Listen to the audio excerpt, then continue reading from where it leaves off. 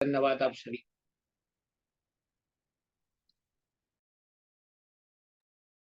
जी sir जी, बहुत बहुत धन्यवाद सर आपको। आपका बातें हमारे लिए सिर पर है।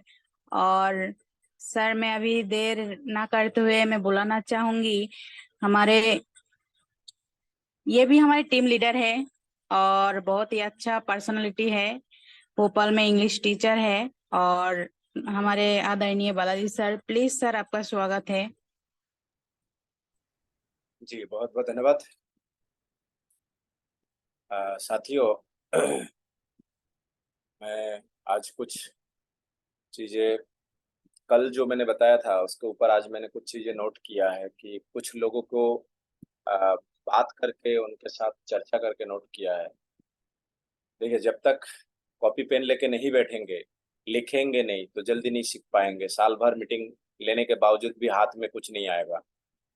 कल मीटिंग में कुछ साथी बैठे थे जिसमें से कई लोगों को मैंने बात किया। मैंने कहा, बताइए, गामा ओरिजिनल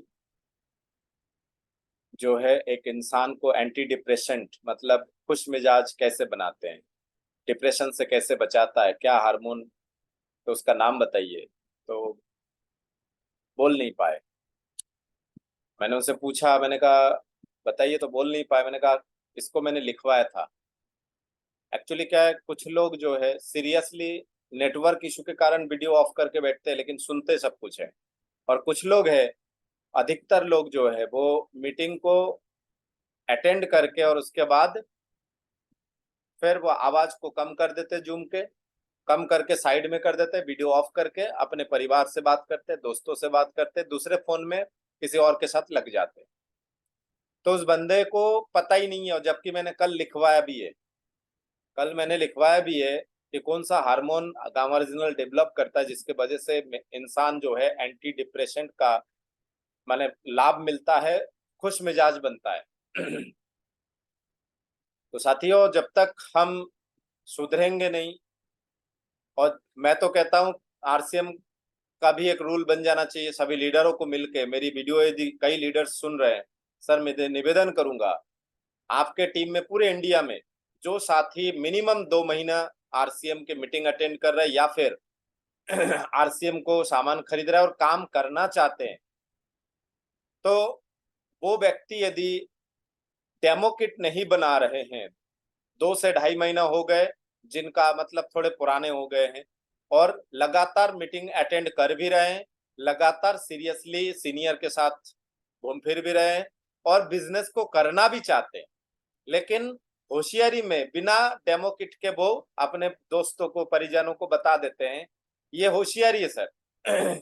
यकीन मानिए, आपने ज्वाइन किया और बिना सीखे यदि आप अपने दोस्तों को, परिजनों को, परिचित लोगों को यदि चर्चा कर रहे हैं, ये होशियारी है, ये मूर्खता है सर। हर सीनियर बोल देते हैं कि जब तक सीख नहीं जाते हो किसी से चर्चा मत करना। पहले लिस्ट बनाना, उसके बाद मेरे पास आना, फिर किसी से चर्चा करना है, किससे पहले करना है, किससे बाद में करना है। ये लिस्ट आपके लिस्ट में से वो सीनियर निकालते हैं। तो ये मूर्खता है सर। और जो साथी, जिस साथी के पास जो सीरियसली काम करना चाहते हैं लेकिन बातें बहुत बड़ी बड़ी कर रहे हैं, सपने बहुत अच्छे दिखा रहे हैं, बहुत सारे पॉजिटिव बातें कर रहे हैं, और यदि उनके पास डेमो किट नहीं है, मैं कहूंगा सारे सीनियरों को कि उनको इग्नोर करना शुरू करे। वो बतौलेबाज है सर, सिर्फ बतौलेबाज है वो। माने आरसीएम का जो नियम है, आरसीएम का जो सिस्टम है वो फॉलो नहीं कर रहा है। और सिस्टम जब तक फॉलो नहीं करेंगे, आप सोचिए, एक ट्रक पंचर हुआ है और आप बातोलेबाज दे रहा, अरे मैंने तो उठा लिया था, अभी मैं उठा लूंगा, थोड़ा सा ट्राई किया, उसके बाद फिर कसरत कर लिया, फिर उठा दंड बैठक लगा लिया, फिर ट्रक को पकड़ के उठाने की कोशिश कर रहे हैं, फिर शर्ट खोला, है ना, मसल्स दिखा रहा है, फिर ट्रक को उठाने की कोशिश किया। तो सर ये तो मूर्खता है ना, सिस्टम फॉलो नहीं कर रहा है। सिस्टम फॉलो होना जरूरी है ना, नियमों का पालन होना जरूरी है ना, नियमों का पालन होना जरूरी है सर। देखिए, मीटिंग में बैठ के लिखने से क्या क्या फायदे हैं और सही से सुनने से क्या फायदे हैं। कई बार हम लोग सुनते तो है लेकिन आसपास बच्चे और ये सब दुनिया भर लपेट लेते हैं सर, है ना। थोड़ा सा बच्चे से भी ही हाँ बेटा सही है, अरे वो हाँ बेटा सही है बोलना 1 घंटा यदि नहीं बोलेंगे तो वो बच्चा भूखा नहीं सोएगा रात में या दिन में। आपको सब चीजें चाहिए, नहीं हो सकता है सर। पहले किसी एक चीज में आप मास्टर हो जाइए, जिससे आपके सपने पूरे हो रहे हैं, जिससे आपके टाइम फ्रीडम, मनी फ्रीडम हो रहा है, सुरक्षा हो रहा है, सम्मान हो रहा है, सपने पूरे हो रहे हैं। आप एक चीज को पकड़ के यदि आगे बढ़ रहे हैं और बढ़ चुके हैं, सक्सेस हो गए, उसके बाद आप कुछ भी कर सकते सर, कुछ भी। सर मैं हमेशा उदाहरण देता हूं, एक गरीब इंसान कोट पहन के मार्केट जाए, किसी शॉपिंग मॉल में जाए, अलग दिखते हैं, और एक अमीर इंसान हाफ घुटने तक हाफ पैंट पहन के जाए तो भी अलग दिखता है सर। एक अमीर इंसान घुटने तक हाफ पैंट पहन के शॉपिंग मॉल में जाए चप्पल पहन के, अलग दिखते हैं, और एक गरीब इंसान टाई कोट पहन के भी जाए तो अलग ही दिखता है सर, अलग ही दिखता है वो। तो ऐसे ही सेम है सर इस बिजनेस का भी रूल। तो आप ध्यान दीजिए कि मीटिंग को यदि प्रॉपर तरीके से आप सुनेंगे ना, तो आपको समझ में आएगा। आज आदरणीय रमेश चौकसी जी ने हेल्थ के ऊपर बहुत सारे बातें की। उन्होंने उन्होंने बोला विगन। कई लोग दिमाग में प्रश्न नहीं आया कि विगन का मतलब क्या है, हैंड रेज करे, पूछे सर विगन का मतलब क्या होता है। पता है सबको विगन का मतलब क्या है? कमेंट बॉक्स में जरूर लिखिए विगन का मतलब क्या है। नहीं पता? और सबसे बड़ी चीज पता है, भारत में ये एक दुविधा है सर। तीन तरह के स्टूडेंट होते हैं। एक जिसको आता है वो सोचते हैं अब क्या पूछे, और एक जिसको नहीं आता है वो शर्म संकोच के कारण नहीं पूछते, और एक तीसरे तरह के होते हैं वो ये तक सोच नहीं पाते कि पूछना क्या है। क्लास में जाते हैं, उसके दिमाग में प्रश्न तक उत्पन्न नहीं हो पाता है कि मुझे पूछना क्या है। इतने माइंड से कमजोर होते हैं सर। तो हमें ये समझने की जरूरत है, वीगन वीगन एक ऐसा वीगन एक ऐसा शब्द है कि जो नेचुरल तरीके से, कोई भी प्लांट से, कोई भी फल फ्रूट से नेचुरल तरीके से आप जो ले रहे हैं, वो नेचुरल तरीके से एज इट इज यदि आपको पहुंचा रहे हैं, वो वीगन की गिनती में आता है, शाकाहारी की गिनती में आता है। उन्होंने एक और शब्द बोला कि पीडिकास। प्रोटीन के, कोई भी प्रोटीन भारत में मार्केट में भी देख लीजिए, न्यूट्रीचार्ज के प्रोटीन में कई तरह के प्रोटीन है सर। 7 तरह के प्रोटीन है, जिसमें प्रोटीन को ProDiet, banana shake, ProDiet caramel, और उसके बाद प्रोटीन में केसर पिस्ता, फिर प्रोटीन में अल्प्रो, प्रोटीन में कोकोआ प्रोडाइट, प्रोटीन में आपका स्ट्रॉबेरी प्रोडाइट, है ना। तो ऐसे कई तरह के प्रोटीन आपको मिल रहे हैं। अब स्थिति यह है कि प्रोटीन में यदि पीडिकास देखा जाए, पीडिकास का फुल फॉर्म क्या है पहले ये लिखिए।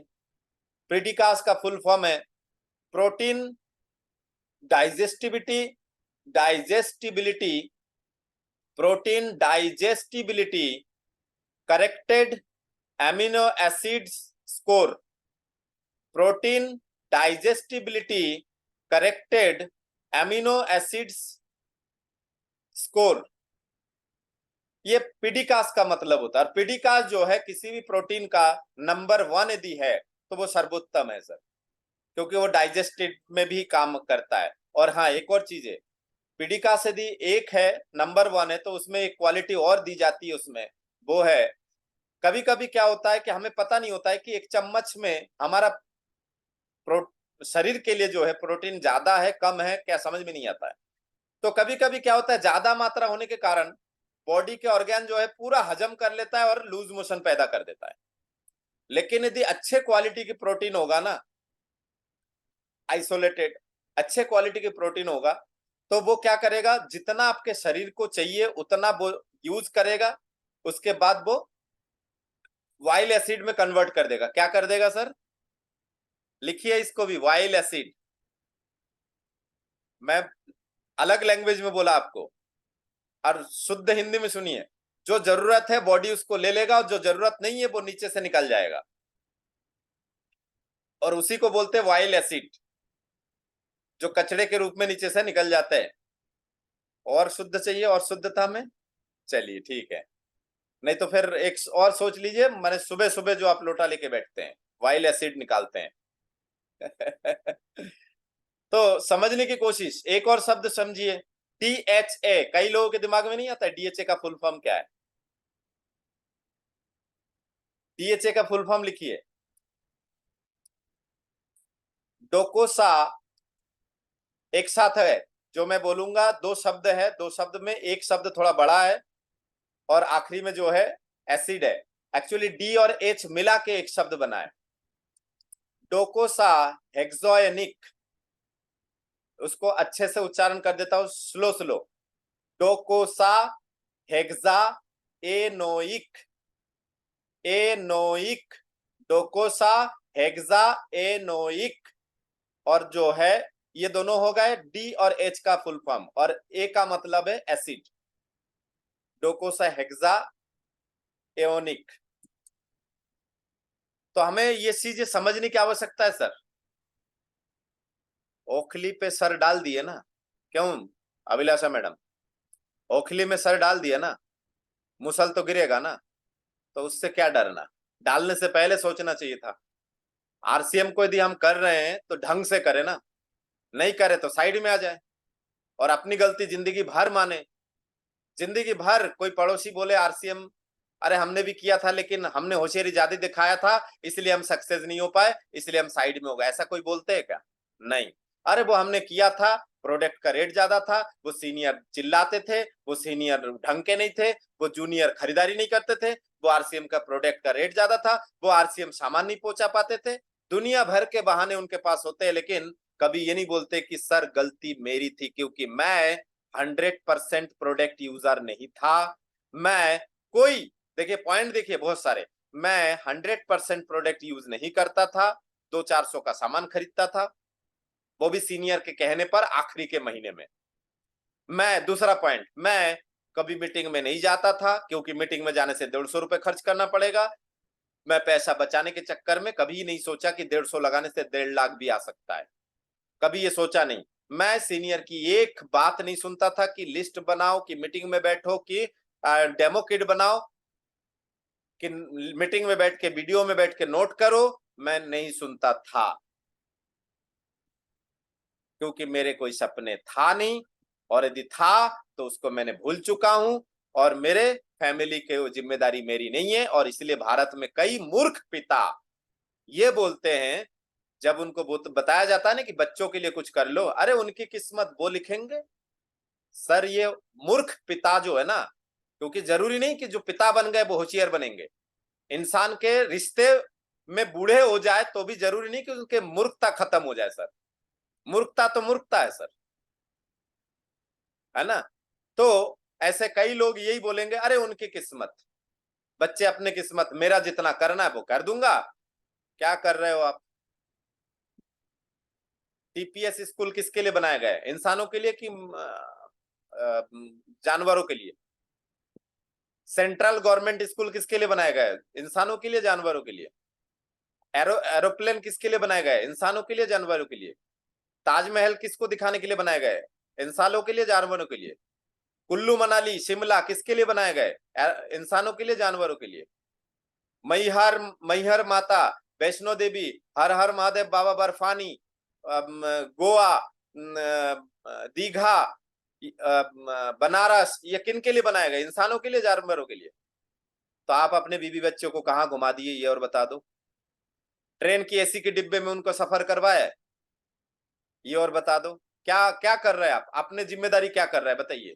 क्योंकि आपके सपने बहुत छोटे हैं, इसलिए आप सही तरीके से सीख नहीं रहे, और सही तरीके से सीखेंगे नहीं तो सही तरीके से बताएंगे नहीं। और कुछ साथी ऐसे भी है सर, सीखते बहुत अच्छे, बहुत अच्छे। जैसे मेरे पास स्टूडेंट आते हैं, इंग्लिश उनको इतना आता है कि उनको कुछ भी लिख दो सर, कुछ भी लिख दो वो ट्रांसलेट कर देंगे फट से, लिखित में सब कर देंगे, लेकिन बोल नहीं पाएंगे एक शब्द। वो है हेजिटेशन, घबराहट, डर। और वही आरसीएम में भी है सर, इंसान तो यहाँ पे भी है, तो आरसीएम में भी उस तरह के लोग मिलेंगे जो सीखने में बहुत मास्टर है, लेकिन किसी को बोलो कि वो ऑटो वाले को समझा के आओ, नहीं जाएंगे। वो चाय वाले को समझा के आओ, नहीं जाएंगे। किसी के घर जाएंगे ना, घर जाके सोचेंगे इतने बड़े आदमी के घर आया हूं यार, इतना देख रेख कर रहा है, मैं इसको बोलूं कि नहीं, और इसके घर में एक मेहमान और आया है, अरे इनको बोलूं कि नहीं, मैं छोटू तो नहीं कहलाऊंगा, मेरे ऊपर इन लोग मिलके हंसेंगे तो नहीं, इसलिए भी भीड़ में जाके वो भीड़ किसी को समझाते भी नहीं है, ना मोहल्ला पड़ोसी को समझाते और ना घर में कोई व्यक्ति आए उसको समझाते हैं। बाकी उनको सब नॉलेज है सर आरसीएम के बारे में, लेकिन प्रैक्टिकली कुछ नहीं करेंगे। उनको सब पता है, मछली कैसे पकड़ते हैं, पानी में कैसे उतरते, नहाते कैसे, धोते कैसे, सब पता है, लेकिन कभी उतरेंगे नहीं। क्यों? ठंड ज्यादा है। तो हर तरह के लोग आपके पास होंगे,